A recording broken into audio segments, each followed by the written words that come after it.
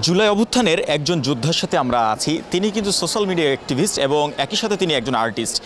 জুলাই আন্দোলনের যে এক দফা দাবি, সেই দাবি নিয়ে যখন রাজপথে সকলেই নামবে, সেই ঠিক 4 তারিখেই কিন্তু আমার সাথে যে ব্যক্তিকে আপনারা দেখছেন, মারুফ, তিনি কিন্তু আসলে এক দফার যে পোস্টারটি সারা দেশে এবং সোশ্যাল প্ল্যাটফর্মে ভাইরাল হয়, সেই পোস্টারটির কারিগর কিন্তু তিনি। এবং আসলে তার মাথায় কিভাবে এই পোস্টারের বুদ্ধিটি এসেছে, কিভাবে আসলে তিনি এটি করেছেন এবং কোন জায়গা থেকে তিনি করেছেন, সেটি আসলে দেখার। এবং তার এই পোস্টারের পরবর্তী দিনই আমরা দেখেছি 5 আগস্ট কিন্তু এই জুলাই অভ্যুত্থান কিন্তু ঘটেছে। তো তার একটি বড় অবদান কিন্তু আসলে এই পোস্টারটি ছিল এবং সারা দেশে এই পোস্টার নিয়ে কিন্তু ব্যাপক আলোড়ন সৃষ্টি হয়। আমরা আজকে তার সাথে কথা বলবো এবং তার কাছ থেকে জানবো আসলে এই তথ্যটি সে কীভাবে পেয়েছে এবং কী পরিকল্পনা নিয়ে আসলে এই পোস্টারটি তিনি করেছিলেন। আপনি একটু বলবেন যে এই যে পোস্টারটি আপনি করেছেন, কোন দৃষ্টিকোণ থেকে করেছেন বা কেউ আপনাকে এটা নিয়ে বলেছিল কিনা, আসলে কিভাবে? এটা আসলে কেউ বলেনি, এটা সম্পূর্ণ আমার হচ্ছে গিয়ে একটা কি বলে একটা মনের বহিঃপ্রকাশ ছিল। এই একটা পোস্ট যখন হচ্ছে আমাদের ফার্স্টে কোটা আন্দোলনটা ঘটে, এই আন্দোলনটা ধীরে ধীরে ভয়াবহ রূপ নেয়। পরবর্তীতে বিভিন্ন রকমের অত্যাচার, গুলি, এগুলো চলতে থাকে আমাদের ভাই বোনদের উপর, যারা রাজপথের মধ্যে প্রত্যক্ষভাবে আন্দোলনের সাথে যুক্ত ছিল। এবং এরপর থেকেই হচ্ছে আন্দোলন যখন আরও বেগতিক হয়, তখন ইন্টারনেটকে তারা শাটডাউন করে দেওয়া হয় যেন এই আন্দোলনকে কোনোভাবে দমানো যায়।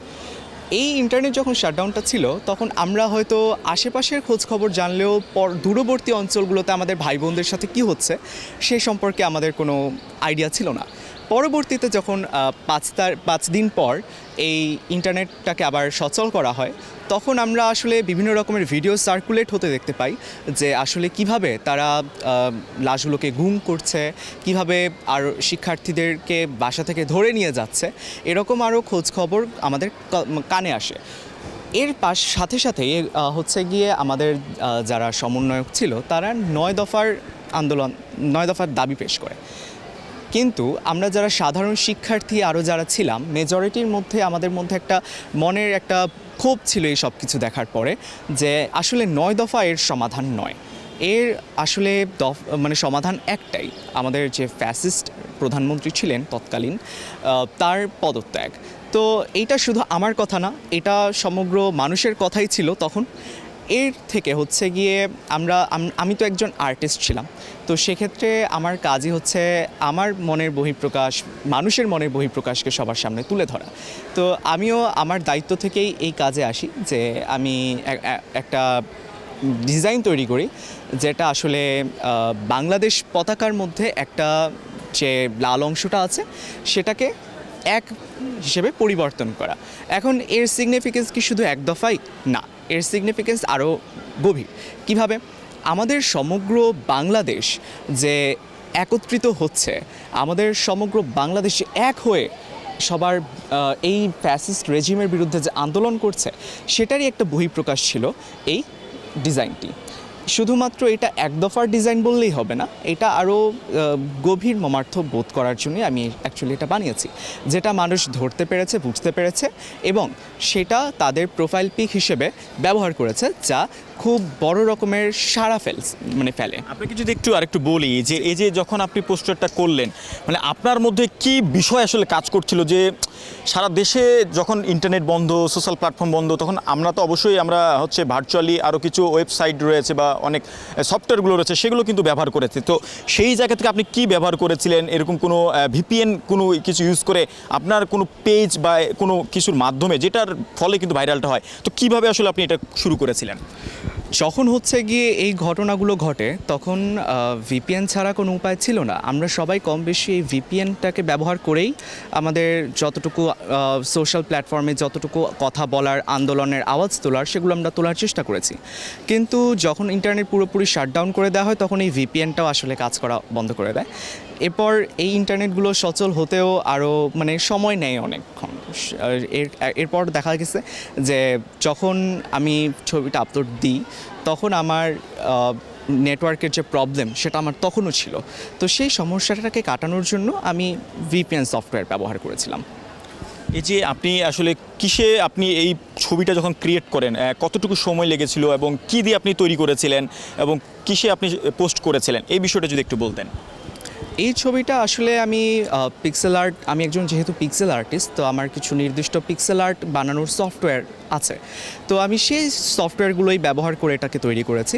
আর এটা তৈরি করতে আসলে খুব বেশি সময় লাগে নাই, কারণ আমি হচ্ছে গিয়ে আমার তখন মনের যে ক্ষোভ সেটা খুবই বেশি ছিল। আমি হচ্ছে গিয়ে আমার ভাই বোনদের এসব মর্মান্তিক যে ভিডিওগুলো আছে সেগুলো দেখে আসলে আমার রাগ ধরে রাখতে পারি নাই।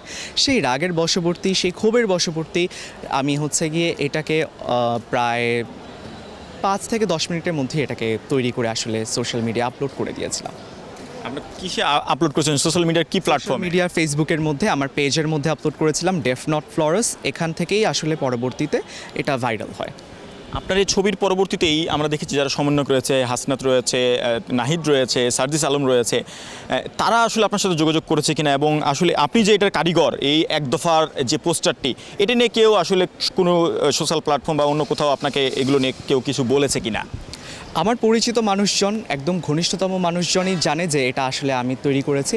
আসলে আমি এটাকে খুব বেশি পাবলিকলি প্রচার করতে চাইও নাই, কারণ আমার যে ইন্টেনশন সেটা এরকম ছিলই না। আমার ইন্টেনশন ছিল আমি তখন যে তৎক্ষণাৎ যে একটা কি বলে রিয়াকশন, সেটাকে সামনে তুলে ধরা। আমার কোনো ক্রেডিট নেওয়ারও কোনো আমার ইন্টেনশন ছিল না। আমি ভাগ বসানোর জন্য কোনো ক্রেডিট এখন আমি চাই না। এইটা হচ্ছে গিয়ে বলতে গেলে কোনো সমন্বয়ক এখন আমার সাথে যোগাযোগ করেননি। আর আমি যেহেতু আমি একজন অ্যাপলিটিক্যাল পারসন, আমার পলিটিক্স বা এগুলোতে আমার কোনো ইন্টারেস্ট আসলে নেই। তো সেক্ষেত্রে হচ্ছে গিয়ে আমি এই ক্রেডিট নেওয়ার বিষয় কিংবা অন্য কেউ আমার সাথে যোগাযোগ করলো কি না সেটা নিয়ে অ্যাকচুয়ালি আমার কোনো বদার আমি ফিল করি না। আপনার বন্ধু মহলে আসলে আপনার এই আর্ট নিয়ে কেউ কিছু বলছে কিনা আপনাকে, এবং একই সাথে আপনার শিক্ষকগণ যারা রয়েছে তারা তো অবশ্যই জানেন, আপনার ডিপার্টমেন্টের শিক্ষকরা জানেন যেটার আপনি কারিগর। তো সেই জায়গা থেকে যে মানুষের প্রতি একটা আপনার ভালোবাসা এবং আপনার যে জুলাই চেতনা, সেটি আসলে সকলের মধ্যে আপনি দেখতে পাচ্ছেন কিনা? জুলাইয়ের চেতনা এখনও সবার মধ্যে আছে, আর আশা করি সব সময় থাকবে। জুলাই হচ্ছে গিয়ে এমন একটা সময় গিয়েছে আমাদের মধ্যে যখন আমরা হচ্ছে একটা কঠিন একটা সময় দিয়ে গিয়েছি। আর এই চেতনাটাকে ধরে রাখা খুবই প্রয়োজন, এই চেতনাটাকে মেনে চলাও খুবই প্রয়োজন, এবং আমি আশা করি যে এটা সবার মধ্যেই থাকবে। আর আমার বন্ধুমহল তারা অবশ্যই আমার এটা নিয়ে গর্ব তখনও বোধ করেছিল, আজও করে। আর এখন হচ্ছে গিয়ে তারা আমাকে প্রায়ই বলে যে এটা আমি তৈরি করেছি, আমি কেন ক্রেডিট নিচ্ছি না। পরবর্তীতে তারা আফসোসও অনেকটা করে, কিন্তু আমি আসলে যেহেতু এই ক্রেডিট নেওয়ার বিষয়টার মধ্যে আমি অ্যাকচুয়ালি নেই, সেহেতু হচ্ছে আমি তাদেরকে বলে দিই যে আসলে এরকম বিষয়টা এরকম না।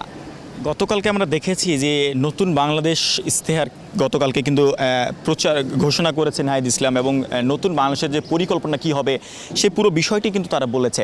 তো সেই জায়গা থেকে আগামীকালকে 5 আগস্ট সেই সন্ধিক্ষণ, যেটার অপেক্ষায় একটা বছর আমরা করেছি এবং এই জুলাই অভ্যুত্থানটা হয়েছে, সেই জায়গা থেকে আপনার কোনো পরিকল্পনা আছে কিনা আগামীকালকে কেন্দ্র করে, আবার নতুন কোনো পোস্টার বা নতুন পরিকল্পনা নিয়ে আগামীকালকে আপনাকে দেখব কিনা?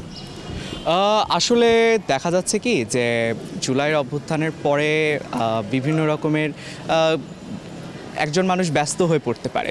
তো সেক্ষেত্রে দেখা যায় যে আমি এই পেজটা তখন অ্যাক্টিভ ছিল, কিন্তু আমি আমার পার্সোনাল এবং আমার ইনস্টিটিউশনাল লাইফের জন্য সেটা আপাতত হোল্ডে রেখেছি, কারণ আমার বিভিন্ন রকমের স্টাডি রিলেটেড জিনিসপত্র আর কি খুব ইম্পর্টেন্ট মনে হচ্ছে আমার কাছে। তো সেহেতু আমি আগামীকাল আর্ট না বানালেও আমি তাদের প্রতি আমার ভালো একটা আশা থাকবে, এবং আগামীর যে আগামী বাংলাদেশের পথ যেন তাদের হাতেই উজ্জ্বল হয়, সেটার প্রতি আমার একটা শুভকামনা থাকবে।